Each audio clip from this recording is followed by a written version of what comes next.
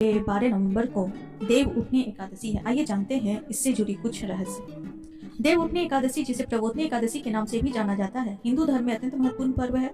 यह कार्तिक माह के शुक्ल पक्ष की एकादशी को मनाई जाती है। मान्यता है कि इस दिन भगवान विष्णु 4 महीने की योग निद्रा से जागते हैं। चतुर्मास यानी आषाढ़ शुक्ल एकादशी से लेकर कार्तिक शुक्ल एकादशी तक का यह 4 माह का समय भगवान विष्णु की योग निद्रा का समय होता है। इन 4 महीनों के दौरान विवाह, यज्ञ और अन्य शुभ कार्य वर्जित माने जाते हैं। देवउठनी एकादशी के साथ ही इन शुभ कार्यों का आरंभ होता है और इसे भगवान विष्णु के जागरण का दिन माना जाता है।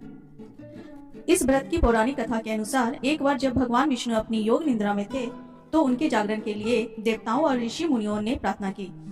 सभी देवताओं ने विनती की कि भगवान शीघ्र जागे और संसार का कल्याण करें। कहते हैं कि कार्तिक शुक्ल एकादशी को भगवान विष्णु ने देवताओं की प्रार्थना सुनकर योग निद्रा से जागृत हो गए। इस दिन से ही सारे शुभ कार्य पुनः प्रारंभ हो जाते हैं, इसलिए इसे देव जागरण या देवोत्थान का पर्व कहा जाता है। एक और अन्य कथा के अनुसार एक बार सतयुग में राजा बलि ने अपने पराक्रम और भक्ति के बल पर तीनों लोगों पर अधिकार कर लिया था। देवताओं के राजा इंद्र ने भयभीत होकर भगवान विष्णु से प्रार्थना की कि वे उनकी रक्षा करें। तब भगवान विष्णु ने वामन अवतार लेकर राजा बलि से 3 पग भूमि का दान मांगा। जैसे ही राजा बलि ने वचन दिया, भगवान विष्णु ने अपना विराट रूप धारण कर 3 पगों में समस्त लोकों को माप लिया और बलि को पाताल लोक में भेज दिया। इसके बाद भगवान विष्णु ने वरदान दिया कि वे पाताल लोक में 4 माह तक निवास करेंगे।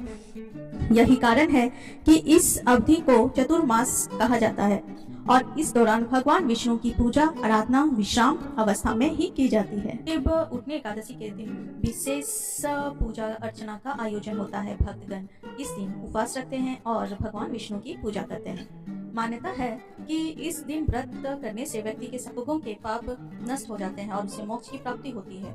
साथ ही इस दिन तुलसी विवाह का आयोजन भी होता है। तुलसी विवाह में तुलसी और भगवान विष्णु के शालिग्राम रूप का विवाह संपन्न कर तुलसी विवाह का भगवान कार्यों के महत्व, तुलसी विवाह का महत्व आरंभ का प्रतीक माना जाता है।